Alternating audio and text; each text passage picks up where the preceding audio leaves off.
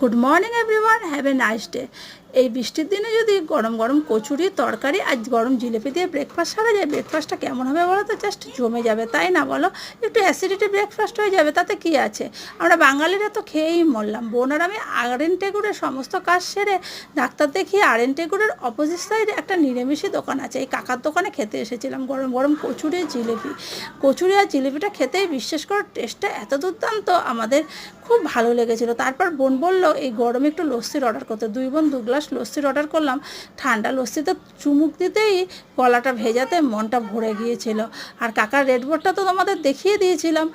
সব কিছুই 10 টাকা করে, খালি মিষ্টি সিঙ্গারা 8 টাকা আর লস্যি 40 টাকা।